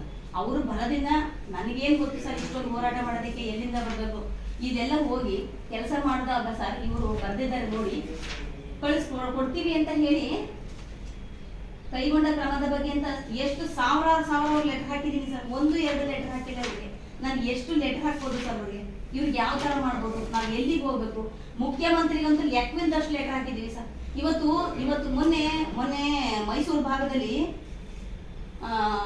ಕೃಷ್ಣರಾಜನಗರ ವಿಧಾನ ಕ್ಷೇತ್ರನಲ್ಲಿ ಲೆಟರ್ ಕೊಟ್ಟಿದ್ದೀನಿ ಅವ್ರಿಗೆ ಲೆಟರ್ ಕೊಟ್ಟರು ಹೇಳ್ತಾರೆ, ಅವ್ರ ಹತ್ರ ಹೋಗಿ ಕೇಳ್ತಾರೆ. ರಾಮದಾಸ್ ಅನ್ನ MLA ಸಾಹೇಬ್ರು ಹೇಳ್ತಾರೆ, ಇದು ಬೇಕಾದ್ರೆ ರೆಕಾರ್ಡ್ ಆಗಲಿ, this is not right time ಅಂತಾರೆ. ನಾವು ಹೋಗೋದು ಹಿಂಗೆ ಮೈಸೂರು ಭಾಗದಲ್ಲಿ ಹಿಂಗೆ ಕೆಲಸದಿಂದ ತೆಗಿತಾವ್ರೆ, ಹಿಂಗೆ ಅಕ್ರಮವಾಗಿ ಹಣ ಸಂಪಾದನೆ ಮಾಡ್ತಾವ್ರೆ, ಕೂಲಿ ಕಾರ್ಮಿಕರು ಪೂರ್ತಿ ತಿಂದು ನುಂಗಿ ನೀರು ಕುಡಿತಾವ್ರೆ, ಅಟ್ಲೀಸ್ಟ್ ಒಂದು ದಾಖಲೆ ಕ್ರಿಯೇಟ್ ಮಾಡಿಲ್ಲ. ಈ ಭಾಗದಲ್ಲಿ ನೀವು MLA ಸಾಹೇಬರಾಗಿದ್ದೀರಿ ಅಂತ ಕಾಳಿಗೂ ಅವ್ರಿಗೆ ಒಂದು ಮನವಿ ಪತ್ರ ಕೊಟ್ಟು ನಾವು ಮಾತಾಡಿದ್ರೆ this is not right time madam. ಇನ್ಯಾವಾಗ ರೈಟ್ ಟೈಮು? ಚುನಾವಣೆ ನಂತರ. ಚುನಾವಣೆ ನೀವು ಗೆದ್ರೆ ಪರವಾಗಿಲ್ಲ, ಗೆದ್ದ ಹೋದ್ರೆ ಮತ್ತೆ ಇನ್ನೊಬ್ಬರು ನೋಡ್ಕೊಂಡು ಹೋಗೋದ ನಾವು ಓಟ್ ಹಾಕೊಂಡು ಕ್ಯೂನಲ್ಲಿ ನಿಂತ್ಕೊಂಡು? ಮತ್ತೆ ನೀವು ಚುನಾವಣೆಯಲ್ಲಿ ಗೆಲ್ಲೋಗಿರಿ, ಮೇಗೆ ಎಲೆಕ್ಷನ್ ಏಪ್ರಿಲ್ ಮೇ ಏನು ನಡೆಯಲ್ಲ. ಏನಿದ್ರೆ ಜೂನ್ ಅಂತ್ಯದಲ್ಲಿ ಹೋದ್ರು ಅವರು ವಿಜೃಂಭಣೆ ಆಚರಿಸ್ತಿರ್ತಾರೆ. ಚುನಾವಣೆ ಆದ್ಮೇಲೆ ಈಗ ಮತದಾರರಿಂದ ಓಡಾಡ್ತಾವ್ರೆ, ಆಮೇಲೆ ಅಧಿಕಾರದಿಂದ ಓಡಾಡ್ತಾರೆ. ನನಗೆ ಕುರ್ಚಿ, ನನಗೆ ಸಚಿವರು ಅಂತ. ಯಾಕಂದ್ರೆ ಅವ್ರು ಖರ್ಚು ಮಾಡೋದೆಲ್ಲ ಮೂಟೆ ಕಟ್ಕೊಬೇಕಲ್ಲ, ಅದಕ್ಕೆ ಓಡಾಡ್ತಿರ್ತಾರೆ. ಆ ಸಂದರ್ಭದಲ್ಲಿ ಅವರು ನಮ್ಮ ಮುಖನೇ ನೋಡೋದಿಲ್ಲ ಅವರು. ಈಗ ಮತ್ತೆ ಈಗ ಈ ಕೆಲಸದಿಂದ ತೆಗಿತಾವ್ರಲ್ಲ ಸ್ವಾಮಿ, ಏನ್ ಮಾಡೋದು ಇವ್ರಿಗೆ ಅಂದ್ರೆ ನಾನ್ ಜವಾಬ್ದಾರಿ. ಚುನಾವಣೆ ಆಗ್ತಾ ಹೋದ್ರು ಕೆಲಸದಿಂದ ತೆಗಿದ್ರೆ ನಾನ್ ತೆಗೆದವ್ರು ಆಲ್ರೆಡಿ. ಒಬ್ಬ ಫಾರೆಸ್ಟರ್ ರೆಕಾರ್ಡ್ ಮಾಡಿ ಹಾಕಿದ್ದಾರೆ ಗ್ರೂಪ್ ನಲ್ಲಿ. ಅವ್ರು ಹೇಳ್ತಾರೆ ರೇಂಜ್ ನಿಮ್ಮನ್ನ ಬರ್ಬೇಡ ಅಂತ ಹೇಳವ್ರೆ ಅಂತ ಹೇಳ್ತಾರೆ. ಮತ್ತೆ ರೇಂಜ್ ಹೇಳಿದ್ರೆ ನಮ್ಮ ಕಾರ್ಮಿಕರು ಯಾರು ಅಲ್ಲ ಅಂತಾರ. ಅಲ್ಲಿ ಹೋಗಿ ನಿಂತ್ಕೊಂಡು ರೆಕಾರ್ಡ್ ಮಾಡಿದ್ದೀನಿ, ವಿಡಿಯೋ ಮಾಡಿದ್ರೆ ಹುಲಿ ಒಂದು ಪ್ರಾಣಿ ಕಚ್ಕೊಳಕ್ ಓಡಾಡ್ತಾರಲ್ಲ ಆ ತರ ಓಡಾಡ್ತಾರೆ. ರೇಂಜ್ ಆಫೀಸರ್ಗೆ ಯೂನಿಫಾರ್ಮು 3 ಸ್ಟಾರ್, ಫಾರೆಸ್ಟ್ರಿಗೆ ಯೂನಿಫಾರ್ಮು 2 ಸ್ಟಾರ್, ಗಾರ್ಡ್ಗೆ ಯೂನಿಫಾರ್ಮು 1 ಸ್ಟಾರ್. ಹಾಗಾದ್ರೆ ಇವ್ರುಗಳಿಗೆ ಯೂನಿಫಾರ್ಮ್ ಇದುವರೆಗೂ ಕೊಟ್ಟವ್ರೆ ಕೆಲಸ. ಗೌಡಪ್ಪಣ್ಣ ನಿಮ್ಗೆ ಯೂನಿಫಾರ್ಮ್ ಕೊಟ್ಟಿದ್ದಾರೆ, ಇವರೇ ಕಾಕಿ ಬಟ್ಟೆ ಹೊಲಿಸ್ಕೋಬೇಕು ಅವ್ರ. ಇವ್ರ ಆಸೆ ಏನು? ಇದಕ್ಕಿಂತ ಮುಂಚೆ ಇರುವಂತ ಲಫಂಗ ಲುಚ್ಚ ಲೀಡರ್ಗಳು ನನ್ನ ಮಕ್ಕಳು ಇವರಿಗೆಲ್ಲ ಹೇಳಿ ದಾರಿ ತಪ್ಪಿಸಿರೋದು. ನಿಮಗೆ ಪರ್ಮನೆಂಟ್ ಆಗುತ್ತೆ, ಪರ್ಮನೆಂಟ್. ಅವರು ಇವ್ರ ಹತ್ರನೂ ಹಣ ವಸೂಲಿ ಮಾಡೋದು, ಅಧಿಕಾರಿಗಳ ಹತ್ರನೂ ಹಣ ವಸೂಲಿ ಮಾಡ್ಕೊಳ್ಳೋದು, ಕೋಟ್ ಆಗೋದು. ಸರ್ ಏನಾಯ್ತು ಸರ್ ಅಂತ ಇವ್ರು ಹೆದರ್ಕೊಳ್ಳೋದು. ನಾನಿವತ್ತು ಹೇಮಲತಾ ಈ ರಾಜ್ಯದಲ್ಲಿ ಅಧ್ಯಕ್ಷರು ಖಂಡಿತ ಅಲ್ಲ. ನಮ್ಮ ನೌಕರರಲ್ಲಿ, ನಮ್ಮ ಸಂಘಟನೆಯಲ್ಲಿ ಈ ಸರ್ಟಿಫಿಕೇಟ್ ಮೇಲೆ ಯಾರು ನೋಂದಣಿ ಆಗಿದ್ದಾವೆ ಅಷ್ಟು ಜನನು ಅಧ್ಯಕ್ಷರೇ. ನಾನು ಒಬ್ಳು ಮನೇಲೂ ಕೂಡ ಅಷ್ಟೇ. ಒಂದು ಮನೇಲಿ ನಾವು ಇಷ್ಟು ಜನ ಇದ್ದೀವಿ ತಡ್ರಿ, ಅವಳು ಒಬ್ಳು ಕೆಲಸ ಮಾಡೋಳಿದ್ದಾಳೆ, ಅವಳು ಮನೆ ವರ್ಷಳಿದ್ದಾಳೆ, ಅವಳೇ ಮಾಡ್ಲಿ ಅಂದ್ರೆ ಅದಾಗಲ್ಲ. 10 ಜನ ಇದ್ರು 10 ಜನನು ಒಂದೊಂದು ಕೆಲಸ ಮಾಡಿದ್ರೆ ಅದು ಮನೆ ಆಯ್ತದೆ, ಅದು ಸ್ವರ್ಗ ಆಯ್ತದೆ. ಒಬ್ಬರೇ ಮಾಡ್ಲಿ ಅಂತ ಬಿಟ್ರೆ ಅದು ನರಕ ಆಗುತ್ತೆ. ನನ್ನ ನೌಕರರಿಗೆ ನಾನು ಹೇಳೋದಿಷ್ಟೇ, ಎಲ್ಲರೂ ಅಧ್ಯಕ್ಷರಾಗಿ ಕೆಲಸ ಮಾಡಿ, ಎಲ್ಲರೂ ದಿವಾನ್ರೇ, ಎಲ್ಲರೂ ಜವಾನ್ರೇ. ಆ ಭೇದ ಈಗ ಎಷ್ಟು ಅಂತ ನಾವು ಪೋಸ್ಟ್ ಮಾಡ್ಬೋದು ಸರ್.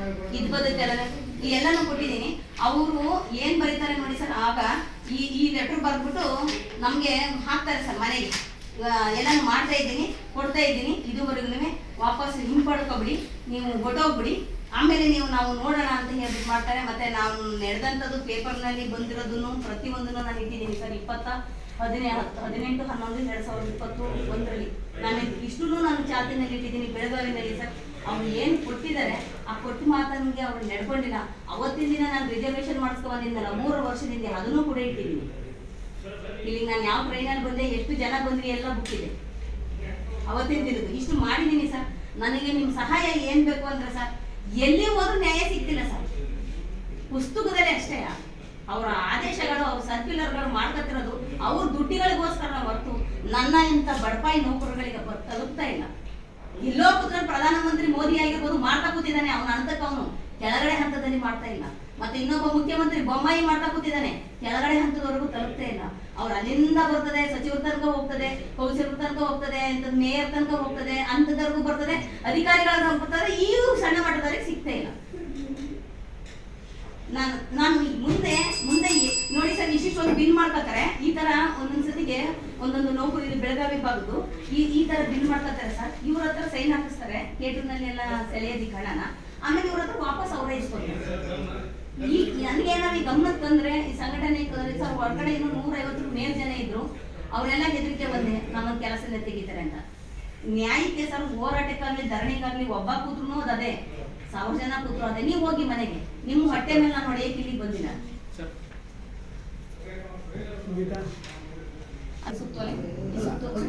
ಸುತ್ತೋಲೆ ಸರ್ಕಾರದಿಂದ ಆಗಿದೆ ಸರ್. ಅದು ಏನಾಗಿದೆ ಅಂದ್ರೆ 1996ರಿಂದ 2006ವರೆಗೂ ಯಾರು 1 ವರ್ಷದಲ್ಲಿ 240 ದಿನ, 10 ವರ್ಷದಲ್ಲಿ 2400 ದಿನ ನಿರಂತರವಾಗಿ ಕರ್ತವ್ಯ ನಿರ್ವಹಿಸಿರುವಂತಹ ನೌಕರರುಗಳನ್ನ ಮಾಹಿತಿನ ಕಳಿಸಿ ಅಂತ ಹೇಳಿ ಸರ್ಕಾರದಿಂದ ಜನವರಿಲಿ ಆಗಿದೆ ಸರ್. 23ರಲ್ಲಿ ಇವತ್ತಿನವರೆಗೂ ಇಂತಹ ವ್ಯಕ್ತಿಗಳು ಜೀವಂತವಾಗಿದ್ದಾರೆ, ಅದರ ದಾಖಲೆ ಈಚೆಗೆ ಬರ್ತಾ ಇಲ್ಲ.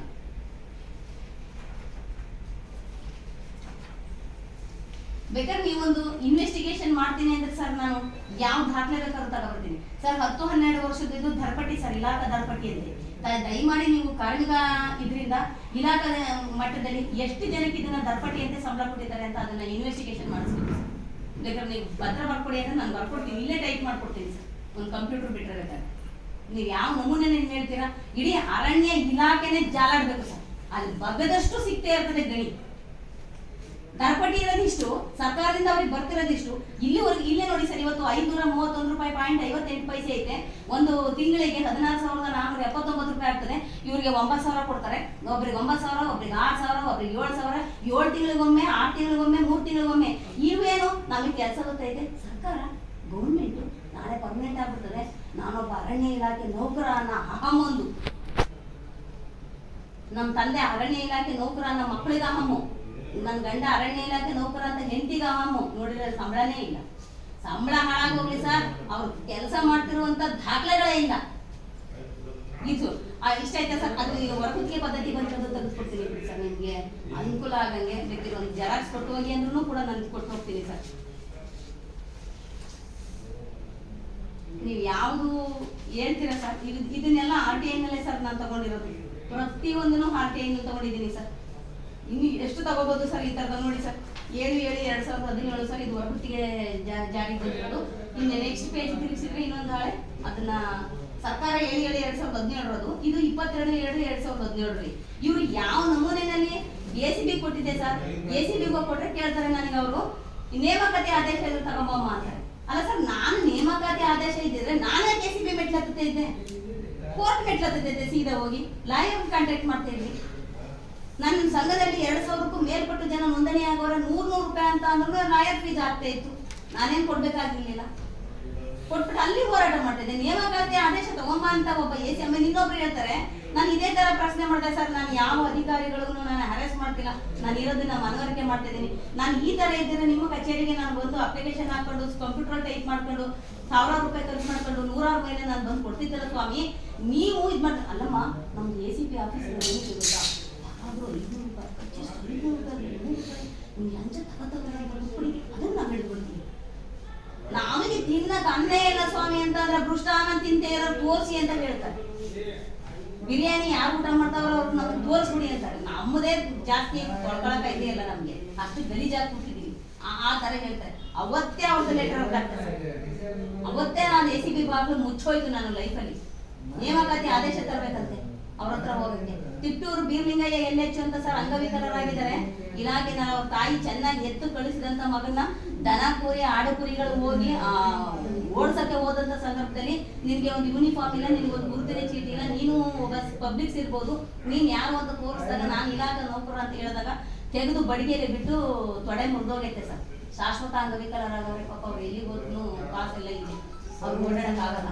ಆ ವ್ಯಕ್ತಿನ ಈ ಸಂಘಟನೆಯಲ್ಲಿ ಇದೆಯಾ ಅಂತ ತೆಗೆದು 2 ವರ್ಷ ಆಯ್ತು ಸರ್ ಕೆಲಸದಿಂದ. ಸಂಘಕ್ಕೆ ಹೋಗಿದೆಯಾ ಅಂತ ಜೀತದ ಆಳ್ತರ ಸರ್. ಜೀತ ಪದ್ಧತಿ ಇನ್ನೂ ಹೋಗಿಲ್ಲ ಸರ್. ಇಂದಿರಾ ಗಾಂಧಿ ಅವರು ಜೀತ ಪದ್ಧತಿನ ನಿರ್ಮೂಲನೆ ಮಾಡಿದ್ರು.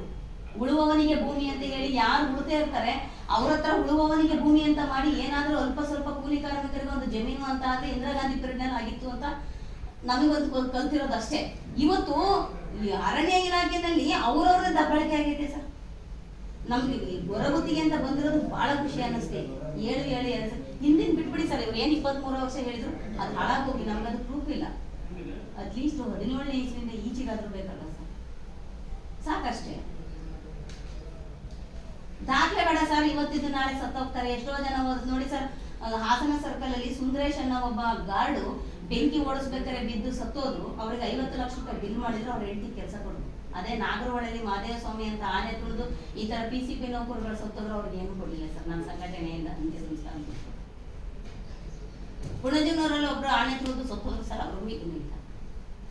ಕೃಷ್ಣ ಗುರವ ಅಂತ ಬೆಳಗಾವಿನಲ್ಲಿ ಯಾವ ಅವರು ಕೃಷ್ಣ ಗುರವ ಕೈ ಮುರ್ಕೊಂಡ್ರಲ್ಲ, ಚಿರತೆ ಓಡ್ಸಾಡಿ ತಿನ್ನಕ್ ಹೋಗ್ಬಿಟ್ಟು ಬಿದ್ದು ಕೈ ಮುರ್ಕೊಂಡು ಅವ್ರಿಗೊಂದು ರೂಪಾಯಿ ದುಡ್ಡಿಲ್ಲ. ನಾನು ಅವ್ರು ಹಾಸ್ಪಿಟಲ್ ಫೀಸ್ ಕಟ್ಟೆ ಇವ್ರ ಸಂಘಟನೆಗೆ ಏನು 500 ರೂಪಾಯಿ ತಗೊಂತೀನಿ. ಇವತ್ತು ನಾನು ಕೂಲಿ ನಾರಿ ಮಾಡಿ ನಾನು ಬಸ್ ಚಾರ್ಜ್ ಹಾಕೊಂಡು ಬರ್ತೀನಿ, ಹೊರತು ಈ ನೌಕರರು ನಾನು ಇಸ್ಕೊಂಡ್ ಬರ್ತೀನಿ. ನನಗೆ ಭಗವಂತ ಕೊಟ್ಟಿರೋದು ಇದೊಂದು ಅವಕಾಶ. ಸಾಕಷ್ಟು ಮನಸ್ಸಿನಲ್ಲಿ ನೋವಿದೆ ಸರ್. ಅಟ್ಲೀಸ್ಟ್ ಇವ್ರು ಇವತ್ತು ಬಂದ್ರೆ ಎದ್ದು ನಿಂತಿದ್ರೆ ನಮ್ಗೆ ನಾವು ಹಿರಿಯವರು ಎಲ್ಲರೂ ಕೈ ಮುಗಿತಾರೆ, ನಿಮ್ ತಂದೆ ತಾಯಿ ಒಳ್ಳೇದಾಗುವ ಬಾಗಿ ಅಂತ. ಈ ಭಾಗಕ್ಕೆ ಬಂದು ನಾನು ಯಾಕೆ ಹೋರಾಟ ಮಾಡಬೇಕು ಸರ್? ನಾನು ಡಿಸ್ಪ್ಯಾಚಿಗೆ ಕೊಟ್ಟು ಹೋಗೋಳಿದ್ದೆ, ಅದೆಲ್ಲ ನಿಮ್ಮ ಬಗ್ಗೆ ಬಹಳ ಒಳ್ಳೆ ಮಾತುಗಳನ್ನ ಕೇಳಿದ್ರು. ಇವ್ರ ಹತ್ರ ಹೋದ್ರೆ ನಿಮ್ಮ ಸಮಸ್ಯೆ ಪರಿಹಾರ ಆಗುತ್ತೆ ಅಂತ. ಅದಕ್ಕೋಸ್ಕರನೇ ನಾನು ಬಂದೆ ಸರ್. ಇಲ್ಲ ಅಂದ್ರೆ ನಾನು ಗೊತ್ತಿರಲಿಲ್ಲ. ನಿಮ್ಗೆ ಮತ್ತೊಮ್ಮೆ ಕೈ ಮುಗಿದು ಜೋಡಿಸಿ ಹೇಳ್ತೀನಿ ಸರ್, ಇವ್ರಿಗೆ ಏನು ಅನುಕೂಲ ಮಾಡಬೇಕು. ಈ ಕೂಲಿ ಕಾರ್ಮಿಕರು ಅಂತ ನಂತರದಲ್ಲಿ ನಾನು ಮೈಸೂರು ನಾನು ವಿಡಿಯೋ ನಿಮಗೆ ತೋರಿಸ್ತೀನಿ. ಕೊನೆಗೆ ನೀವು ಹೇಳಿದ್ರಂತೆ ಇಷ್ಟು RTI ನಲ್ಲಿ ಹೇಳ್ತಾರೆ ಒಬ್ಬೊಬ್ಬರಿಗೆ ಕೊಡಿ ಅಂತಾರೆ. ಈಗ ನಿಮ್ಗೆ RTI ನಲ್ಲಿ ಕೇಳಿದ್ನಲ್ಲ ಸರ್, ಇಲ್ಲಿ ಸರ್ ಕೊಡ್ತಾರೆ, ಈಗ ಕೊಟ್ಟೆ ಇದು ಒಂದು ಆಯ್ತು ಆದೇಶಗಳು ಸರ್. ಇವು ಇಷ್ಟು ಆದೇಶಗಳು ಹೊಡಿಸಿರು ಸರ್. ಅಲ್ಲಿ ಅಧೀನ ಕಾರ್ಯದರ್ಶಿ ಅವ್ರ ಹತ್ರ ಹೋಗಿ ಮಾತಾಡಿದ್ರೆ ಹೇಳ್ತಾರೆ, ಇಲ್ಲಮ್ಮ ಇದು ಏನು ಬರ್ತಾ ಇಲ್ಲ, ಏನು ಕೊಟ್ಟಿಲ್ಲ ಅವರು, ನಾವೇನ್ ಮಾಡ್ಲಿ, ನಾನು ಎಲ್ಲಿ ಹೋಗ್ಲಿ, ನನ್ಗೆ ಏನು ಕೊಡ್ತಾ ಇಲ್ಲ, ಆದೇಶ ಕೊಡ್ತಾ ಇಲ್ಲ. ಇಲ್ಲಿ ನೋಡಿ ಸರ್, ಇವರು ACF ಸಾಹೇಬ್ರು ಅಂದ್ರೆ ನಮ್ಮ ಇವಾಗ MLA ಕ್ಯಾಂಡಿಡೇಟ್ ಅವ್ರನ್ನಲ್ಲ ಸರ್, ಎಲ್ಲ ನಾವು ಇವರ ಬಲದಿಂದ ನಾವು ಹೋರಾಟ ಮಾಡ್ತಿರೋದ ಹೊರತಾಗಿ ನಾವೊಬ್ಬರೇ ಎಲ್ಲಿ ಇಷ್ಟೊಂದು ಹೋರಾಟ ಮಾಡೋಕ್ಕಾಗುತ್ತೆ ಸರ್? ಒಬ್ಬಳು ಹೆಣ್ಮಗಳಾಗಿ ಇದ್ಕೊಂಡು ಇವೆಲ್ಲ ಯಾವ್ದು ಏನೇನೋ ಹಿಂಗೆ ಪೋಸ್ಟ್ ಮಾಡ್ತೀನಲ್ಲ ಸರ್, ಅಲ್ಲಲ್ಲೇ ಇದ್ರದ್ದಿರ್ತೀವಿ. ಲಕ್ಷಾಂತರ ರೂಪಾಯಿನೇ ಕಳೆದಿದ್ದೀನಿ ಸರ್ ಇದಕ್ಕೆ. ಇವತ್ತು ಲೋನ್ ತಗೊಳ್ಳೋದು ನಾನು ಕೆಲಸ ಮಾಡೋದು, ಲೋನ್ ತಗೊಳ್ಳೋದು ನಾನು ಕೆಲಸ ಮಾಡೋದು, ಇದೇ ಕೆಲಸ ಮಾಡ್ತಿದ್ದೀನಿ ಸರ್. ಅದು ಲೋನ್ ತೀರ್ಸಕ್ಕೆ ನನಗೆ ಇನ್ನು ಯೋಗ್ಯತೆ ಆಯ್ತೇ ಇಲ್ಲ. ಎಲ್ಲಿಂದ ತೀರ್ಸೋದು ಸರ್? ಅದು ನೀವು ಈ ಸತಿ ರಿನಿವಲ್ ಮಾಡೋದಕ್ಕೆ ನೀವು ಹೆಚ್ಚಿನ ಭಾಗ ಕೆಲಸ ಮಾಡಬೇಕು, ಮತ್ತೆ ನಿಮ್ಮ ಲೋನ್ ಎಲ್ಲ ತೀರ್ಸಿರ್ಬೇಕು. ಆವಾಗ ಬಂದು ನನಗೆ ರಿನಿವಲ್ ಕೊಟ್ಟರೆ ಮಾತ್ರ ಏಪ್ರಿಲ್ಗೆ ಕೊಡ್ತೀನಿ ಅಂತ ಹೇಳಿದ್ದಾರೆ ಸರ್. ಸರ್ ಇವರು ಕೂಡ ನಮಗೆ ಭಾಳ ಸಪೋರ್ಟ್ ಮಾಡ್ತಾರೆ ಸರ್. ಇವರು ನಿವೃತ್ತಿ ಅರಣ್ಯ ಅಧಿಕಾರಿ ಸರ್, ಸಹಾಯಕ ಅರಣ್ಯ ಸಂರಕ್ಷಣಾಧಿಕಾರಿ. ಆ ಥರ ಬಿಲ್ಗಳೆಲ್ಲ ಮಾಡ್ತಾರೆ ಸರ್. ಇನ್ನೂ ಬೇಕಾದ್ರೆ ನಿಮ್ಗೆ ಏನು ಬೇಕು ಅದನ್ನೆಲ್ಲ ಪೂರ್ತಿ ನಾನು ತಮ್ಮ ಇದಕ್ಕೆ ನಾನು ಕೊಡ್ತೀನಿ ಸರ್.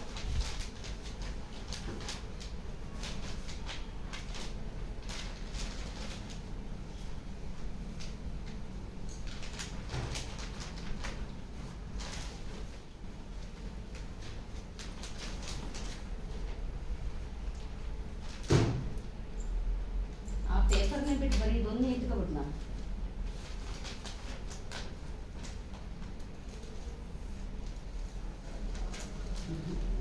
ವರ್ಷದಲ್ಲಿ 3 ವರ್ಷದಲ್ಲಿ ಒಬ್ಬೊಬ್ಬ ವ್ಯಕ್ತಿನ ನೇಮಕ ಮಾಡ್ಕೊಂತಾರೆ.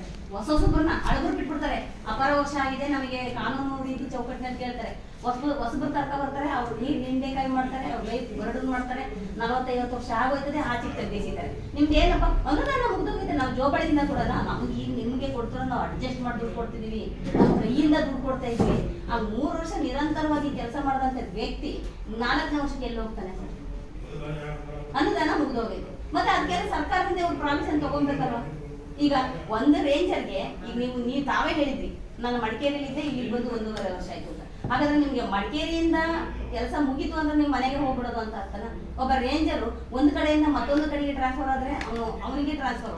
ಇವ್ರಗಳಿಗೆಲ್ಲ ನೆಡತೋಪುಗಳ ಅವಧಿ ಮುಗಿದೋಗೈತೆ. ನೆಪ ಯಾರು ತಿರುಗಿ ಬಿಡ್ತಾರೆ? ಒಬ್ಬ ನೆಪ. ಎಷ್ಟು ಲೋಕಾಯುಕ್ತಿಗೆ ಕೊಡ್ಲಿ ಸರ್?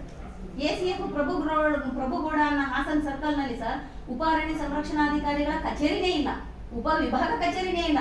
ಮರ್ಚೆಂಟ್ಗಳ ಹತ್ರ, ಕಲ್ಲುಗಣಿ ಗುತ್ತಿಗೆದಾರರ ಹತ್ರ ಸಾಕಷ್ಟು ಹಣ ವಸೂಲಿ ಮಾಡಿದ್ದೇನೆ. ಅದನ್ನ ನಾನು RTI ಹಾಕಿ ಅದನ್ನ ತಗೊಂಡ್ಬಿಟ್ಟು ಲೋಕಾಯುಕ್ತಕ್ಕೆ ಹಾಕಿದ್ದೀನಿ. ಆ ಲೋಕಾಯುಕ್ತಕ್ಕೆ ಹಾಕೊಂಡು ಮತ್ತೆ ಈ ಮರ ಕಡಿತಾರಲ್ಲ ಸರ್, ಮರ ಹರಾಜು ಬರ್ತದಲ್ಲ, ರಸ್ತೆ ಬದಿಯಿಂದ ಮರ ಆಗಿರ್ಬೋದು ಮರ್ಚೆಂಟ್ಗಳಿಗೆ, ಆ ಹರಾಜಿನ ಹಣನ 24 ಗಂಟೆ ಬಿಟ್ಕೊಡಂಗಿಲ್ಲ, ಅದು ರೆಮಿಟ್ ಮಾಡ್ಬೇಕು ಸರ್ಕಾರಕ್ಕೆ. ಆ ಹಣನ ಇವನು ವರ್ಷಾಂಗಟ್ಟಲೆ ಉಪಯೋಗಿಸ್ಕೊಂಡು ಆಮೇಲೆ ಅದನ್ನೆಲ್ಲ RTI ಕೇಳಿ ನಿನ್ ಕಟ್ಟಡ ರಸೀಟ್ ಕೊಡು, ಅದು ಕೊಡುವಂತ ಅಂತ ಹೇಳಿ ಹಾಕಿದ್ರೆ ACS ಅಪರ ಮುಖ್ಯ ಕಾರ್ಯದರ್ಶಿಗಳು MS ಬಿಲ್ಡಿಂಗ್ 4ನೇ ಮಹಡಿಗೆ ಹಾಕಿದೀವಿ. ಅವ್ರು ಏನ್ ಮಾಡ್ತಾರೆ? ಜಸ್ಟ್ ಹಿಂಗೆ ರವಾನೆ, ಇದು ಹಿಂಗ್ ಬಂದಿದೆ, ಇದೇನ್ ನೋಡಿ ಅಂತ ಅರಣ್ಯ ಭವನ ಬೆಂಗಳೂರಿಗೆ ಹಾಕ್ತಾರೆ PCCFಗೆ. ಅಲ್ಲಿಂದ PCCF ನೆಕ್ಸ್ಟ್ ಅರಣ್ಯ ಸಂರಕ್ಷಣಾಧಿಕಾರಿ ವೃತ್ತ ಕಚೇರಿಗೆ ಹಾಕ್ತಾರೆ, ಅಲ್ಲಿಂದ ವಿಭಾಗ ಕಚೇರಿಗೆ ಹಾಕ್ತಾರೆ. ಅಲ್ಲಿ ಕಳ್ತನ ಮಾಡ್ತಾರೆ ವಿಭಾಗಾಧಿಕಾರಿ, ಅವನಿಗೆ ಹಾಕ್ತಾರೆ. ಅವ್ರು ನಮಗೆ ದೂರದಾರಿಗೆ ಹಿಂಬರ ಹಾಕೊಡ್ತಾರೆ. ಏನಂತ? ಇದು ಪ್ರಕರಣ ದಾಖಲೆ ಸಲಾಗಿತ್ತು, ಇಂಥವ್ರಿಗೆ ನಾವು ಕೊಟ್ಟಿದ್ದೀವಿ, ಅದು ತನಿಖೆ ನಡೀತಾ ಇದೆ. 10 ವರ್ಷ ಆಗ್ಬೋದು, 5 ವರ್ಷ ಆಗ್ಬೋದು. ಯಾರು ಹೋರಾಟ ಮಾಡೋಕ್ಕಾದ್ರೂ ಮುಂದೆ ಬರ್ತಾರೆ ಸರ್? ಈಗ ನಾನು ಇಷ್ಟೊಂದು ನ್ಯಾಯ ಬಡ್ಕೊಂಡಿದ್ದೀನಿ, ನಿಮ್ಮಿಂದ ನನಗೆ ಒಂದು ಕಿಂಚಿತ್ತು ಅನುಕೂಲ ಆದ್ರೆ ಅಂಥವ್ರಿಂದ ಅನುಕೂಲ ಆಯ್ತಪ್ಪ. ಮತ್ತೊಂದು ಜಿಲ್ಲೆಗೆ ಹೋಗ್ಬೇಕಾದ್ರೆ ನಾನೀಗ ವಿಜಯಪುರ ಜಿಲ್ಲೆಗೆ ಹೋಗ್ಬೇಕು, ಬೆಳಗಾವಿ ಜಿಲ್ಲೆಗೆ ಹೋಗ್ಬೇಕು, ಅಲ್ಲಿಗಾದ್ರೂ ಒಂದು ಕಾರ್ಮಿಕ ಆಫೀಸಿಗೆ ಕೊಟ್ರೆ ಏನೋ ಅನುಕೂಲ ಆಯ್ತಪ್ಪ ಅಂತ ಹೇಳ್ಬೋದು. ನಾನು ಇವತ್ತು ಅರಣ್ಯ ಅಧಿಕಾರಿ ಫಸ್ಟ್ ಕೊಡಕ್ ಹೋಗಿಲ್ಲ, ಫಸ್ಟ್ ನಿಮ್ಮನ್ನು ಕಾಣಕ್ ಬಂದಿದ್ದೀನಿ, ಅವ್ರಿಗೆ ಲೆಟರ್ಗಳು ತಂದಿದ್ದೀನಿ, ಫಸ್ಟ್ ಅಲ್ಲಿ ಹೋಗಿಲ್ಲ. ಅವ್ರಿಗೆ ಕೊಟ್ಟೇನು ಪ್ರಯೋಜನ ಸರ್? ಸಾಕಷ್ಟು ತಂದಿದ್ದೀನಿ ಸರ್. ಇಡೀ ಇವ್ರು ಏನು 500 ರೂಪಾಯಿ ಕೊಡ್ತಾರೆ, ಸಾಕಷ್ಟು ಬರೀ ನೋಂದಣಿ ಫೀಸ್ ಕಟ್ಟೋದು ಸರ್, ಇವ್ರಿಗೆ ಇದು ಓಡಾಡೋದು ಮಾಡೋದು, ಮತ್ತೆ ಪತ್ರ ವ್ಯವಹಾರ ಮಾಡೋದು, ಎಷ್ಟು ಮಾಡ್ಬೋದು ಸರ್? ನಾನು ಒಬ್ಬರು ಹೆಣ್ಮಗಳಾಗಿದ್ದು ನಾನು ಎಷ್ಟು ಹೋರಾಟ ಮಾಡ್ಬೋದು? ಇವರೆಲ್ಲ ನಮ್ಗಳ ಜೊತೆ ಇರೋ ಹೊತ್ತಿಗೆ ನಮ್ದೊಂದು ಜೀವನ ಒಂದು ಆಯ್ತಾ ಇದೆಯಾ ಹೊರತಾಗಿ ಇನ್ನೇನು ಮಿಸ್ ಆಗಿದೆಲ್ಲ ಮಿಸ್ ಆಗಿದೆ ಇದೆ ಅಂತ ಬರ್ಕೊಂಡು ಇವರು 21ನೇ ಇಸ್ವಿನಲ್ಲಿ ಆಯ್ತಾ ಈ ತರ ಬಿಲ್ಗಳಿವೆಲ್ಲ ನೋಡಿ ಸರ್. ಇವೆಲ್ಲ ಬಿಲ್ಗಳು ಇವು ಈ ಹೆಸರನ್ನ ವ್ಯಕ್ತಿಗಳನ್ನ ಕರೆದು ಕೇಳಿ, ಇಂಥ ವ್ಯಕ್ತಿ ನೀನು ತಗೊಂಡಿದ್ದೀನಪ್ಪ, ಏನ್ ಅಮೌಂಟ್ ಶ್ರೀ ಬೀರಪ್ಪ ಎಂತದ್ದು ತೋಳ್ಮಟ್ಟಿ ಅಂತ ಕೊಟ್ಟಿದ್ದಲ್ಲ, ಈ ವ್ಯಕ್ತಿನ ಕರೆಸಿ ಅಪ್ಪು ನಿನಗೆ ಈ ಸಂಬಳ ಸಿಕ್ಕಿದೆ ಅಂತ ಕೇಳಿ ಅವ್ರಿಗೆ ಹಾಕೋದು, ಅವ್ರ ಹತ್ರ ಸೈನ್ ಹಾಕ್ಸ್ಕೊಳ್ಳೋದು, ಇವ್ರು ಡ್ರಾ ಮಾಡ್ಕೊಂಡು ಇಸ್ಕೊಂಡ್ಬಿಡೋದು. ಕೊಡ್ಲಿಲ್ವಾ ಹೊಡೆದು ವಸೂಲಿ ಮಾಡೋದು, ಇಲ್ಲ ತೆಗೆದಿಸಿ. ಎಷ್ಟು ಅಂತ ನಾನು ಇವ್ರಿಗೆ ಎಲ್ಲಿ ಪಾಠ ಕಲಿಸ್ಬೇಕು, ಏನು ಯಾವಲ್ಲೋದ್ರೂ ಆರ್ ಟಿ ಐನಲ್ಲೇ ಹೋಗಿ ಇದು ಮಾಡ್ತಾರೆ. ಆರ್ ಟಿ ಐನಲ್ಲಿ ಸಾಕಷ್ಟು ನನಗೆ ಲೆಟರ್ ಕಳಿಸ್ತಾರೆ ಸರ್, ನೋಟಿಸ್ ಕಳಿಸ್ತಾರೆ, ಮತ್ತಿನ್ನು ಮಾಡೋದೇ ಇಲ್ಲ, ಕರೆಯೋದೇ ಇಲ್ಲ. ಅದೇನಾಯ್ತು ಎಂತಾಯ್ತು ಅಂದ್ರೆ ಇನ್ನೊಂದು 1 ತಿಂಗಳು 2 ತಿಂಗಳು ಬಿಟ್ಕೊಂಡು ಡಿಸ್ಪೋಸ್ಡ್ ಡಿಲೇ ಮಾಡಲಾಗಿದೆ, 25,000 ದಂಡ ಹಾಕೋದು ಅಂತ ಹೇಳಿ ಎಚ್ಚರಿಕೆ ನೀಡಿ ಈ ಪ್ರಕರಣವನ್ನು ಡಿಲೇ ಮಾಡಲಾಗಿದೆ. ನಾನು ಜಡ್ಜ್ ಮುಂದೆ ಕೇಳಿದೆ, ಸ್ವಾಮಿ ಹಿಂಗೆ ಕಳಿಸಿ ಹಾಕ್ತಿರಲ್ಲ, 10 ರೂಪಾಯಿ ಪೋಸ್ಟಲ್ ಆರ್ಡರ್ ಹಿಂದೆ 10 ರೂಪಾಯಿ ಒಂದು ಪೋಸ್ಟಲ್ RTI ಪೋಸ್ಟಲ್ ಆರ್ಡರ್ ಹಿಂದೆ 5,000 ಖರ್ಚಾಗುತ್ತೆ ಸರ್. 16/1 ಹೋಗೋಕ್ಕೆ 10 ರೂಪಾಯಿ, 19/1 ಫಸ್ಟ್ ಅಪೀಲು, 19/3 ಸೆಕೆಂಡ್ ಅಪೀಲು. ಮತ್ತೆ ಅವ್ರು ಕರ್ಕರ್ದಾಗೆಲ್ಲ ಹಿಯರಿಂಗ್ ಏನು ಕೋರ್ಟ್ ಮನಬಾಗ್ಲಲ್ಲಿದೆಯಾ? ಅವ್ರು ಕರ್ಕರ್ದಾಗೆಲ್ಲ ಹಿಯರಿಂಗ್ ಹೋಗ್ಬೇಕು, ಅದಕ್ಕೆ ಸಂಬಂಧಪಟ್ಟ 3 ಸೆಟ್ ದಾಖಲೆಗಳನ್ನ ಜೆರಾಕ್ಸ್ ಮಾಡ್ಕೊಡ್ಬೇಕು. ಸುಮ್ಮನೆ 10 ರೂಪಾಯಿನಿಂದ ಅದು ಕೇಸು ಪ್ರಕರಣ ಅಂತ್ಯ ಆಗೋವರೆಗೂ ನೀವು ವಿಲೇವಾರಿ ಅಂತ ಹೇಳೋವರೆಗೂ 5,000 ಖರ್ಚು ಬರ್ತದೆ. ಅಂಥವು 70 ಪ್ರಕರಣಗಳು ಹಾಕಿದ್ದೀನಿ. 13 ಸರ್ಕಲಿಂದ, ನನ್ನ ಸ್ವಂತಕ್ಕೆ ನಾನು ಯಾವುದೂ ಹಾಕೊಂಡಿಲ್ಲ, 13 ಸರ್ಕಲಿಂದ 70 ಪ್ರಕರಣ ಹಾಕಿದ್ದೀನಿ. ಯಾವುದ್ರಲ್ಲಿ ನೀವು ಕೊಟ್ಟಿದ್ದೀರಿ ಸ್ವಾಮಿ ನ್ಯಾಯ? ಏನಂದ್ರೆ ಇಲ್ಲೆಲ್ಲ ಮಾತಾಡಬೇಡ ಅಂತ ಜಡ್ಜ್ ಸ್ಥಾನದಲ್ಲಿ ಕೂತ್ಕೊಂಡ್ರೆ ಕೇಳ್ತಾರೆ. ಮೊನ್ನೆ ಕ್ಷೇಮಾಭಿವೃದ್ಧಿ ಅಧಿನಿಯಮಕ್ಕೆ ಒಳಪಡದೆ ನಾನು ಇಲ್ಲಿ ಕೇಳಿದ್ದೀನಲ್ಲ ಸರ್, RTIನಲ್ಲಿ ನೀವು ಓದಿರಲ್ಲ ಸರ್ ಅದನ್ನ ಕೇಳಿದ್ರೆ ಕ್ಷೇಮಾಭಿವೃದ್ಧಿ ಅಂದ್ರೆ ಆಕ್ಟ್ ಕಣಮ್ಮ ಅಂತ, ನಿನ್ನ ಪ್ರಕಾರ ನೀನು ಆಕ್ಟ್ ಮರೆ ಅಂದ್ಬಿಟ್ಟು ನಾನು ಸಿಟ್ಟು ಹೋಗ್ಬಿಡ್ತೆ. ಜಡ್ಜ್ ಆದ್ರೆ ನಂಗೇನು ಸರ್, ಅವ್ರ ಪ್ರಕಾರ ನಿಮ್ಮ ಕಾರ್ಮಿಕ ಕಾಯ್ದೆ ಪ್ರಕಾರ ಒಂದು ಪದಕ್ಕೆ 1000 ಅರ್ಥಗಳು ಬರ್ತವೆ. ನಮ್ಮ ಅರಣ್ಯ ಇಲಾಖೆ ಪ್ರಕಾರ ಕ್ಷೇಮಾಭಿವೃದ್ಧಿ ಅಧಿನಿಯಮ ನೌಕರರು, ಆಗ ಇದೊಂದು ಇದು ಕೊಟ್ಟೆ ಸರ್. ಇದನ್ನ ನಾನು ಅರ್ಥ ಮಾಡ್ಕೊತಿದ್ದೀನಿ, ನೀವು ಸುಮ್ಮನಿರ್ಬೇಕು ಹೇಗ್ಲತ್ತ, ಎಷ್ಟು ದಿನ ಸುಮ್ಮನಿರಲ್ಲ ಸರ್. ಈ ಬೆಳಗಾವಿ ಭಾಗದಲ್ಲಿಂದಲೇ, ಬೆಳಗಾವಿ ಭಾಗ ಕಲಬುರಗಿ ಹಾಸನ ಸರ್ಕಲಿಂದ 70 ಜನ ಹೋಗಿದ್ವಿ, ಒಳಗಡೆ ಬಿಡ್ದು ಹೋಗ್ಬಿಟ್ಟು ಏನ್ ಲೀಡರ್ಗಿರಿ ಮಾಡಿ ಗುಂಡಾಗಿರಿ ಮಾಡಕ್ ಬಂದೀನಿ ಅಂತ. ಕಾಲಕ್ರಮೇಣ ಇದೇ ಆಫೀಸಲ್ಲಿ ಬಂದು ಕೂರಿಸ್ತೀನಿ, ಫಸ್ಟ್ ಲಾಯರ್ ಕನ್ಸಲ್ಟ್ ಮಾಡ್ತೀನಿ, ನನ್ನ ಪ್ರಕರಣಗಳೆಲ್ಲ ಮುಗಿಲಿ, ಇಂತಿಂತ ಇದರಲ್ಲಿ ಇಂತಿಂತ ಪ್ರಕರಣದಲ್ಲಿ ಯಾವ ದಾಖಲೆ ಕೊಡಿಸಿದಿರ ನೀವು ಅಂತ ನಿಮಗೆ 6/1 ಹಾಕ್ತೀನಿ. ಹಾಕ್ಬೋದು ಸರ್ ಅಲ್ಲಿ RTIಗೂ ಕೂಡ ನಿಮಗೆ ಹಾಕ್ತೀನಿ 10 ರೂಪಾಯಿ ಕಾರ್ಡಲ್ಲಿ. ಆ ಎಲ್ಲನೂ ಸೇರಿಸಿ ಅದರಲ್ಲಿ ಬೇರೆ ಒಂದು ಕಾಯ್ದೆ ಏನು ಸರ್, 150 ಪದಕ್ಕೂ ಮೀರಬಾರದು, 150 ಪದಕ್ಕೂ ಮೀರಿರಬಾರದು. 150 ಪದಕ್ಕೆ ಮೀರಲಿಲ್ಲ ಅಂದ್ರೆ ಇಡೀ ರಾಜ್ಯವ್ಯಾಪಿ ಕೇಳಬೇಕು ಅಂತ ಅಂದ್ರೆ ನಮ್ಗೆ ಅದೇ ಕೆಲಸನ, ಅಷ್ಟಕ್ಕೂ ಹೋರಾಟ ಮಾಡೋಕ್ಕಾಗುತ್ತಾ? ಇದು ಹೆಂಗೇ ತಿರುಚಿ ಕೇಳಿದ್ರು ಯಾವುದನ್ನು ಕೊಡಿಸಿಲ್ಲ ಸರ್. ಇವತ್ತಿನವರೆಗೂ ಎಲ್ಲ ಬಂದ್ಬಿಡ್ತಾರೆ, ಅಧಿಕಾರಿಗಳು ಬಂದ್ಬಿಡ್ತಾರೆ, ಇವತ್ತು ಚೆನ್ನಾಗಿರ್ತಾರೆ. ಅಲ್ಲಿ ಫಸ್ಟ್ ಅಲ್ಲಿ ಏನ್ ಭ್ರಷ್ಟಾಚಾರ ನಡೀತಿರೋದು ಅಂದ್ರೆ ಸರ್ಕಾರಿ ನೌಕರರು ಒಬ್ಬರು ಅಲ್ಲ. RTI ಇಲಾಖೆಯಲ್ಲಿ ಸರ್ ಸರ್ಕಾರಿ ಆಫೀಸ್ನವರು ಒಬ್ಬರು ಇಲ್ಲ. ಜಡ್ಜು 5 ವರ್ಷ ಕಾಂಟ್ರಾಕ್ಟ್, ಅಲ್ಲಿರೋ ಇವು ಕೆಲಸಗಾರರೆಲ್ಲ ಕಾಂಟ್ರಾಕ್ಟ್, ಪರ್ಮನೆಂಟ್ ದಾರ ಒಬ್ಬ ಇಲ್ಲ. ಅವ್ರ ಮುಖಾಂತರ ಅಧಿಕಾರಿಗಳು ಬಂದಾಗ ಹಣ ವಸೂಲಿ ಮಾಡ್ತಾರೆ ಸರ್. ಕೊಟ್ಟರೆ ವಿಲೇವಾರಿ ಮಾಡಲಾಗಿದೆ, ಕೊಡ್ಲಿಲ್ವೋ ಈಗ ಪೊಲೀಸ್ನವ್ರಿಗೆಲ್ಲ ಕೊಡಲ್ಲ, ಅವರು ಪೊಲೀಸವರು ಅವರಿಗೆ ದಂಡ ಹಾಕ್ತಾರೆ. ನಮ್ಮ ಅರಣ್ಯ ಅಧಿಕಾರಿಗಳಲ್ಲಿ ಅವ್ರು ಏನು ಕೊಡ್ಸವ್ರೆ ಒಂದು RTIನಲ್ಲಿ ಅಂತ ಕೇಳಿಸ್ಕೊಡ್ತೀನಿ, ಅದನ್ನ ಅಷ್ಟು ಸುಲಭವಾಗಿ ನಾನು ಬಿಡೋದೂ ಇಲ್ಲ. ಅದು ಅವರು ಹಾಕ್ತಾ ಇರಲಿ, ಅವ್ರು ಏನು ಮಾಡಿ ನಾನು ಎಷ್ಟು ಹೋರಾಟ ಮಾಡ್ಬೋದು ಸರ್. ಇಲ್ಲಿ ಇದರಲ್ಲಿ ಕಾರ್ಮಿಕ ಇಲಾಖೆ ಸರ್ ಅವಾಗಲೂ ಕೊಟ್ಟಿದ್ದೀನಿ ನೋಡಿ, 21ನೇ ಇಸ್ವಿನಲ್ಲೂ ಕೂಡ ನಾನು ಸ್ಟ್ರೈಕ್ ಮಾಡ್ತೀನಿ ಅಂತ ಕೊಟ್ಟಿದ್ದೀನಿ.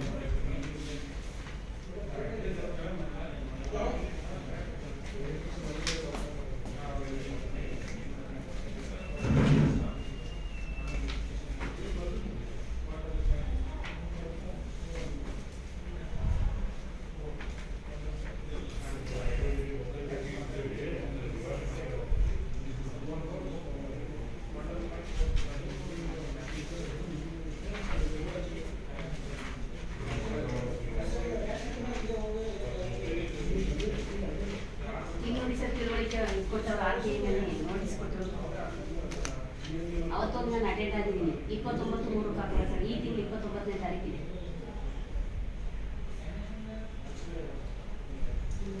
ವಿಡಿಯೋ ಕಾನ್ಫರೆನ್ಸ್ ಅಲ್ಲಿ ಇರ್ತಾರೆ ಇವರು, ನಾವು ಕೋರ್ಟ್ ಬಾಗಿಲಿಗೂ ಕೂತ್ಕೊಬೇಕು, ಅಧಿಕಾರಿಗಳು ವಿಡಿಯೋ ಕಾನ್ಫರೆನ್ಸ್ ಅಲ್ಲಿ ಇರ್ತಾರೆ.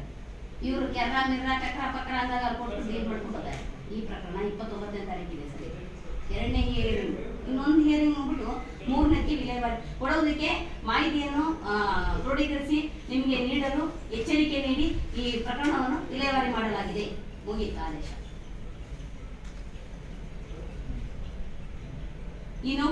ಈ ತರ ಕೇಳಿರೋದು ತಪ್ಪು ಸರ್. ಹಾಗಾದ್ರೆ ಯಾರು ಕೆಲಸ ಮಾಡ್ತಿದ್ದಾರೆ, ಇಲಾಖೆಯಿಂದಲೇ ನೇರವಾಗಿ ವೇತನ ಪಡೆಯುತ್ತಿರುವಂತಹ ನೌಕರರುಗಳ ಮಾಹಿತಿಯನ್ನು ದೃಢೀಕರಿಸಿ ಕೊಡಿ ಅನ್ನೋದು ತಪ್ಪ? ಇಲಾಖೆಗೆ ಸರ್ ಕೋಟ್ಯಾಂತರ ರೂಪಾಯಿ ಒಂದೊಂದು ರೇಂಜ್ಗೆ ಪ್ರತಿ ತಿಂಗಳು ಕೋಟ್ಯಾಂತರ ರೂಪಾಯಿ ಬರ್ತದೆ ಹಣ. ಎಲ್ಲ ನೌಕರರುಗಳಿಗೆ ಕೊಡ್ಬೇಕು ಅದನ್ನ. ಇವತ್ತು 2 ವರ್ಷದಲ್ಲಿ ಸರ್ ದುಡ್ಡಿನಲ್ಲಿ ತಿಟ್ಟೂರಿನಲ್ಲಿ ರಾಕೇಶ್ ಅನ್ನೋರು ಒಂದು